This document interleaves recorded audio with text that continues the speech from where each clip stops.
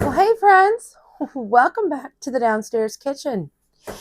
We are not cooking today, but we are dealing with milk. Right now I have so much milk, and you're probably thinking, what are you doing? Well, I'm finding a way to use the milk. What I have here is goat's milk, and although I do love making cheeses with it, I also like making other things like soap. So here I have a breast milk bag is what it is. And if I want to save for a recipe that I know I'm going to be making, maybe some candies or some syrups or something like that, or just, bread or whatever I want, these work really good because they have measurements of the ounces and everything right on them. So they work perfectly for saving for recipes for freezing. But I have, over the years, learned to make soap. And so I like to have smaller pieces.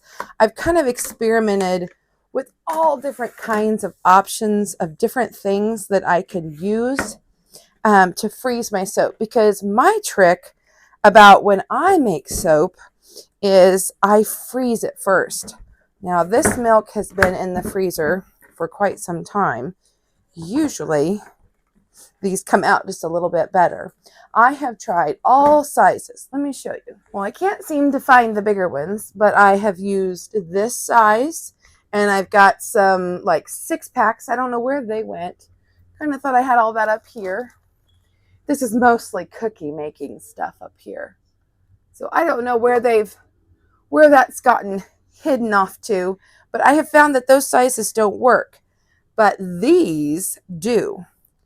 This is a 24 square in a very short size. I'd say like a 5x7 maybe. And there we go. Just needed to give it a minute.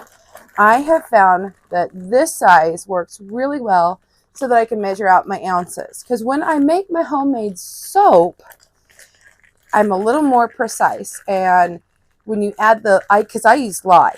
I make the old-fashioned kind of soap. And when you add the lye, it'll heat up really quickly and it can scorch and burn your soap. And so I have found that if I make ice cubes rather than a big chunk, like in the breast milk bag, then it doesn't work as good. But when I found these trays off Amazon that had the lids with them, I thought, okay, this is perfect. And they come in 3-packs, and I got 3, and then I ended up buying 3 more because look here. See, these are small cubes, and I can get more precise measurements with them.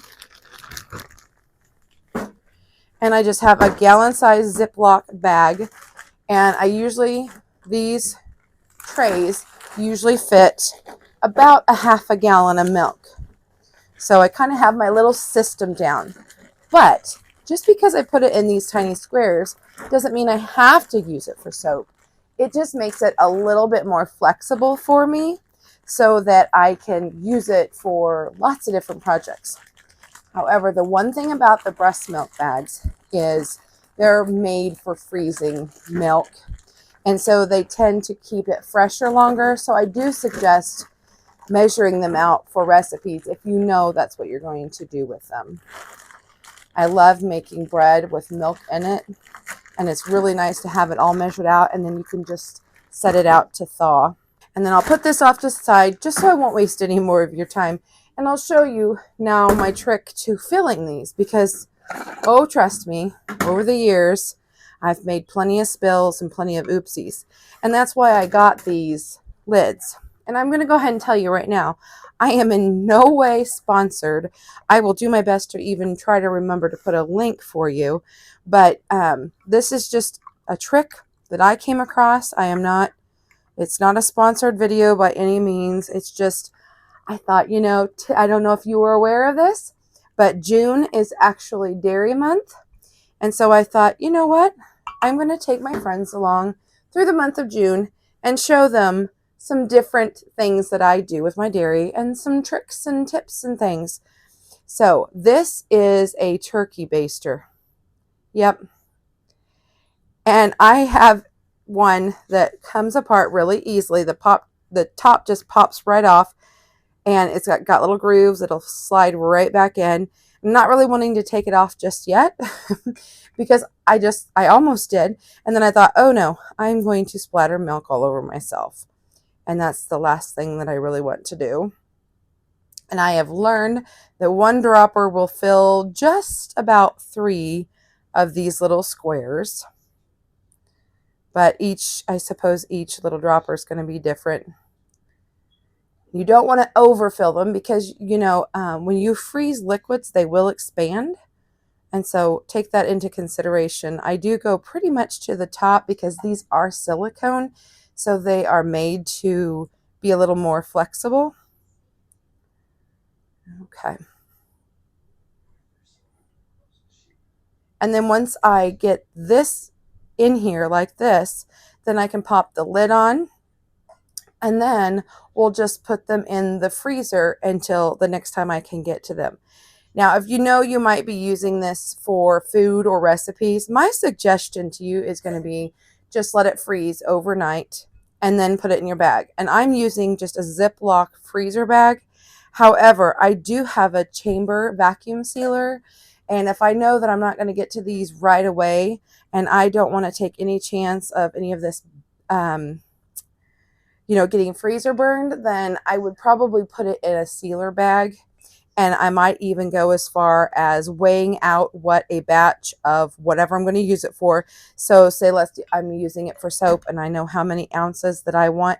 I would probably go through, weigh out what I need and put it in there. Another tip is on your Ziploc bag, if you take the time, you can, and you have it weighed out and approximately, because each little one may not get filled exactly the same, but you'll know approximately X amount of squares for one batch of soap. So you could actually write that right on your Ziploc bag.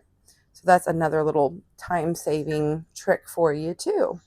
Another thing with these cubes is they are small enough that they will still easily fit onto my freeze dryer tray and they won't be too big. So this is also, if this is something I decide I accumulate too much of, say this summer, then I could actually freeze dry these cubes, turn them into powdered milk. And I have enjoyed having both cow's milk and goat's milk powdered. So something fun you can do with that is obviously just have it to reconstitute for milk, but there are recipes that you can bake with that use powdered milk. You can make powdered milk drinks, or you can make beauty products that actually would call for powdered milk. So that's a fun little tip for you too.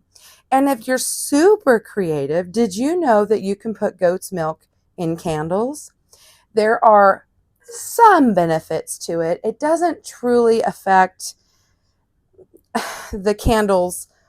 Like some people say it burns a little more smoothly. Some people say that it just kind of makes a calming essence, with your other oils if you want to use any. I don't know. I can't say that I really felt the time that I made candles that it was really worth it.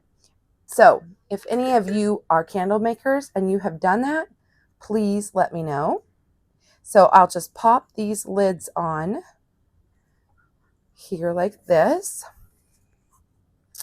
And because they have lids, I can stack them as you see here. Whoops. You can stack them on top of each other very easily, and you don't have to worry about having like this huge mess. So now this is going to go into the freezer. And just for the sake of time, I will show you. This is the amount that I will get out of a half a gallon. So I have all these squares to do all sorts of projects with. Thanks so much for coming along with me today as I shared some tips and tricks of things that I like to do with my extra milk. Hopefully this will encourage you, if you are like me and you are a bit overwhelmed and you feel like you're just swimming in milk, and other than taking a bath, you don't know what else to do. So bye for now, friends. We'll see you next time, because you never know on The Inquisitive Farm Wife what we might do next.